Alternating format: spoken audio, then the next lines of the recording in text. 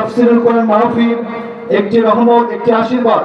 সুতরাং আপনারা এখানে আসুন এবং সওয়াবের ভাগীদার হন। এই পর্যায়ে গুরুত্বপূর্ণ ওয়াজ ফরমাইবেন আজকের ডুমুরপুকুর আমিনিয়া কামিল মাদ্রাসার দ্বিতীয় কর্মদিবসের নির্ধারিত তৃতীয় বক্তা হাফেজ মাওলানা মুফতি আলী আসগর রাশিদি, প্রিন্সিপাল দারুস সুন্নাহ মডেল মাদ্রাসা সিরাজগঞ্জ। সম্মানিত মেহমানকে তার গুরুত্বপূর্ণ ওয়াজ পেশ করার জন্য অনুরোধ করছি।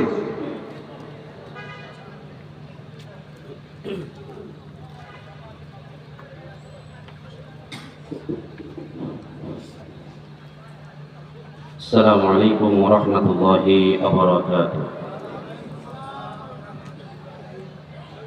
إن الحمد لله الأكرم الذي خلق الإنسان وكرم وعلمه من البيان ما لم يعلم، فسبحان الذي لا يحصى امتنانه باللسان ولا بالقلم. نشهد أن لا إله إلا الله وحده لا شريك له، ونشهد أن سيدنا وحبيبنا ومولانا محمدا عبده ورسوله الذي أرسله بالحق بشيرا ونذيرا وداعيا إلى الله بإذنه وسراجا منيرا. فقد قال الله تعالى في كلامه المجيد وفي فرقانه الحميد. সবাই আমার সাথে পড়ুন, আউযু বিল্লাহি মিনাশ শাইতানির রাজীম। বিসমিল্লাহির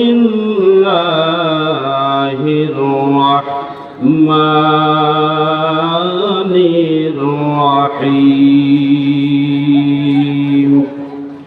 ইন্নাল্লাহা ইয়া'মুরুকুম আন তু'আদ্দুল আমানাতি ইলা আহলিহা ওয়া ইযা হাকামতুম বাইনান নাসি আন তাহকুমু বিল আদল।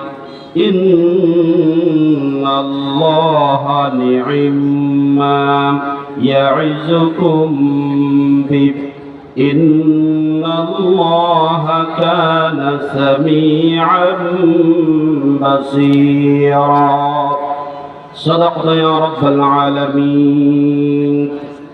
وقال تعالى في شان حبيبه ومحبوبه إن الله وملائكته يصلون على النبي يا أيها الذين آمنوا صلوا عليه وسلموا تسليما.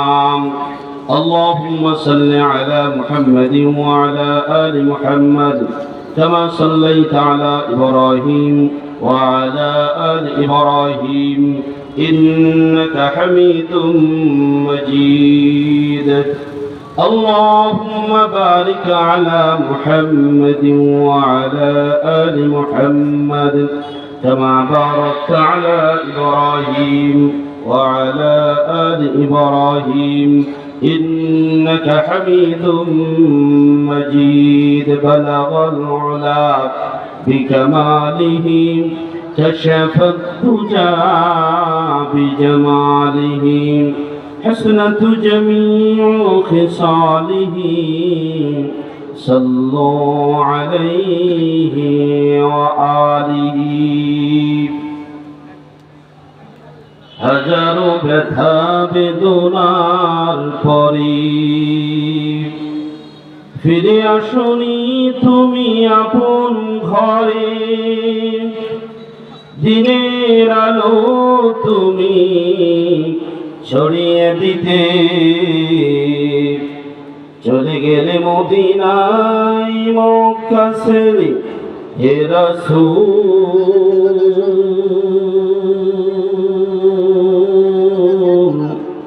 তোমাকে ভুলে আমি কেমন করি হে রাসূল, তোমাকে ভুলি আমি কেমন করি। কে না কে দিন প্রচারের কাজে নিজেকে দিয়ে ছবি নিয়ে, তাই ফের কাফেরেরা চিনল না সে আলো, দুষ্ট ছেলেদের পিছু দিল লিলি। পাথরের আঘাতে ক্ষত বিক্ষত হয়ে সারা শরীর থেকে রক্ত ঝরে হে রাসূল, তোমাকে ভুলি আমি কেমন করি হে রাসূল, তোমাকে ভুলি আমি কেমন করি। আলহামদুলিল্লাহ, ঐতিহ্যবাহী ভ্রমণ পুকুর পবিত্র ঈসার সওয়াব ও তাফসীরুল কোরআন মাহফিলে দ্বিতীয়তম রজনীর সম্মানিত স্বনামধন্য জনাব সভাপতি মাত্র 11 দিন আগে এই কথা বলেছিল, এই পৃথিবীর এমন কোন শক্তিরা যেই শক্তি আমাদেরকে চেয়ার থেকে নামাইতে পারে। মাত্র 11 দিন আগে অহংকার করে এই কথা বলেছিল। আল্লাহ রাব্বুল আলামিন 11 দিন যেতে না যেতে জালিমকে শুধু বিতাড়িত করেন নাই, পৃথিবীর ইতিহাস অধ্যয়ন করলে আমরা যেটি পাই, এই পৃথিবীতে দুইজন ব্যক্তি পিছনের দরজাটা পালিয়েছে, একজন ভারত থেকে আর একজন ভারতের সেবা দাসিনী এই বাংলার জমিন থেকে পলায়ন করেছে। সম্মানিত ভাইরা, অহংকার যারা করে আল্লাহ তাদেরকে পছন্দ করেন। লোকমান হাকিম তার সন্তানকে 10টি উপদেশ দিয়েছিলেন। সূরা লোকমানের ভিতরে এই উপদেশগুলো রয়েছে। সূরা লোকমানের 13 নম্বর আয়াত থেকে নিয়ে এই আলোচনা শুরু হয়েছে। 10টি উপদেশের মধ্যে একটি উপদেশ এটি ছিল, ওয়ালা তামশি ফিল আরদি মারহা, হে আমার প্রিয় পুত্র, তুমি অহংকার ভরে অহংকার করে পৃথিবীতে চলো না, কারণ ইন্নাল্লাহা লা ইউহিব্বু কুল্লা মুখতালিন ফখুর, অহংকারীদেরকে পছন্দ করেন না কে? এর চেল্লা বলে অহংকারীদেরকে পছন্দ করেন না কে? আল্লাহ পছন্দ করেন না। এই ইতিহাস, এই আয়াতের বাস্তব চিত্র দেখার জন্য মিশরে ফেরাউনের দিকে যাওয়ার দরকার নাই, আর সৌদি আরবে মক্কার বুকে আবু জেহেল ও আবু লাহাব বা সাইবা এদের দিকে তাকানোর দরকার নাই। বাংলাদেশ ছোট্ট ভূখণ্ডে 5ই আগস্টের দিকে দৃষ্টি ফিরাইলে বোঝা যায় যারা অহংকার করে তাদেরকে পছন্দ করেন না কে? আরো জোরে বলতো কে? সূরা লোকমানের 18 নম্বর আয়াতে আল্লাহ রাব্বুল আলামিন এই কথা লোকমান হাকিম তার সন্তানকে 10টি উপদেশ দিতে গিয়ে এই কথা বলেছেন। সম্মানিত উপস্থিতি, আমরা শুকরিয়া আদায় করছি মহান মুনিবের দরবারে, যিনি আমাদেরকে এত সুন্দর পরিবেশ দিলেন, নিরাপদে নির্বিঘ্নে নিশ্চিন্তায় নির্ভাবনায় কোনো ধরনের অনুমতির প্রয়োজন নেই। অথচ এই সময়ে গত বছর একটা ছোট্ট মাহফিল করতে গেলেও এই এলাকার যে সেরাগালি আছে, কয়েকদিন আগে কামলা দিয়ে ভাত পাইতো না, ওর কাছে অনুমতি নেওয়া লাগতো। কথা ঠিক না ঠিক?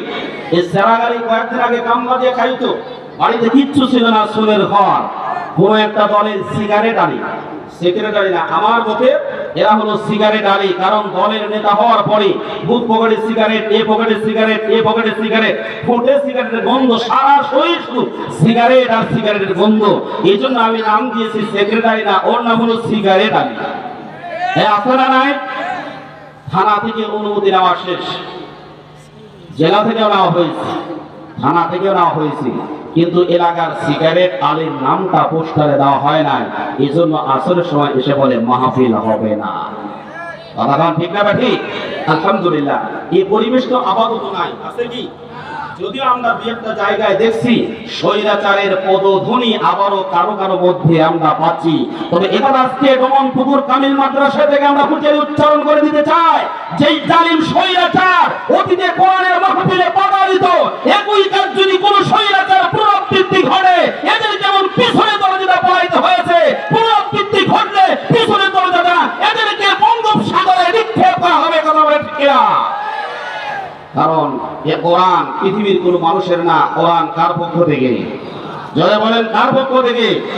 এ কোরআনের বাতি আমাদের পৃথিবীর কোন মানুষের কাছে নয়, কোরআনের লাইট, কোরআনের সুইচ আল্লাহ সুবহানাহু ওয়া তাআলার কাছে রয়েছে।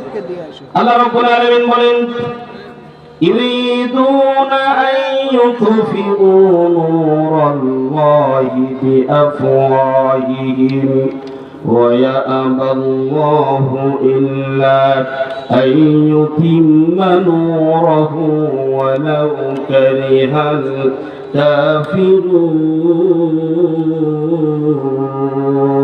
الله أكبر সূরা তাওবা 5 নম্বর রুকু 10 নম্বর পারা 11 নম্বর পৃষ্ঠার প্রথম নম্বর লাইনের 32 নম্বর আয়াতের মধ্যে আল্লাহ রাব্বুল আলামিন জানিয়ে দিলেন, ওই সমস্ত কাফেররা চায়, ইউরিদুনা, ওরা চাচ্ছে এবং ভবিষ্যতেও চাবেন। আল্লাহ রাব্বুল আলামিন ফি'লে মুজারে ব্যবহার করেছেন, প্রেজেন্ট এবং ফিউচার টেন্স দুটোই এর মধ্যে রয়েছে, বর্তমান এবং ভবিষ্যৎকাল। কারণ হলো জালিম বর্তমানেও আছে, ভবিষ্যতে থাকবে না। কথা ভাই, এটা কি কবরস্থান না? আলোচনা শুরুতে হুহা কিছু বলতে হবে। জালিম এখন আছে, ভবিষ্যতে কি থাকবে? যারা বলেন জালিম ভবিষ্যতে কি থাকবে? কারণ অতীতে বিশ্বনবীর সময় জালিম ছিল, বর্তমানে কি জালিম নেই? আছে। এখানে ফি'লে মুজারির জন্য ব্যবহার করেছেন। কোরআনের আইন প্রতিষ্ঠিত হলেও আবু জাহাল, আবু লাহাব, উতবা, শাইবা ওদের প্রেতাত্মারা সেই জমিনে থাকবে ইসলাম ষড়যন্ত্র করে উৎখাত করার জন্য। সাথে সাথে আবু বকর, ওমর, ওসমান, আলী ওনারাও থাকবে ষড়যন্ত্রকারীদের দাঁত ভাঙা জবাব দেওয়ার জন্য, তারা প্রস্তুত থাকবে। সবাই তো ভাইরা, এই জন্য আল্লাহ রাব্বুল আলামিন বলেন, ওরা চায় আইয়ুতফিউ নিভিয়ে দিতেন নূরাল্লাহ, আল্লাহর বাতিকে, আল্লাহর লাইটকে। নূর মানে আল্লাহর কোরআন, বিআফওয়াহিহিম, তাদের মুখের ফুৎকারে তারা আল্লাহর কোরআনটাকে নিভিয়ে দিতে চায়, এটাকে শেষ করে দিতে চায়। ওয়া আল্লাহু, আল্লাহ তাআলা চাচ্ছেন এবং ভবিষ্যতে চাবেন, আল্লাহ চান ইল্লা আন ইউতিম্মা নূরা, ওরা যতই ষড়যন্ত্র করুক না কেন, বাংলার জমিন থেকে না সারা পৃথিবী থেকে আল্লাহর নূর তথা আলোকে যদি ওরা নিভিয়ে দিতে চায়, ষড়যন্ত্র করে ওরা উৎখাত করতে চায়, ওরা কোনোদিন পারবে না, ওরা কোনোদিন পারবে না। ওলাউ কারিহাল কাফিরুন, যদিও কাফেররা অসন্তুষ্ট হয়ে যায়, যদিও কাফেররা এটা না চায়। আমার প্রিয় বাবাজিরা, কাফেরদের যে চাওয়া এই বাংলার জমিন না সারা পৃথিবীতে ইসলাম যেন কায়েম না হয়, বাংলার জমিনে যখন ইসলামের পদধ্বনি, ইসলামের জয় জয়কার অবস্থা দেখা যাচ্ছে, আমরা বর্তমানে দেখতে যাচ্ছি পুরাতন জালিম স্বৈরাচারদের যে সমস্ত কথাবার্তা, আচার আচরণ ছিল, ওই সমস্ত পুরাতন ঢোল বাজনা আবারও কিছু মানুষ বাজানো শুরু করেছে।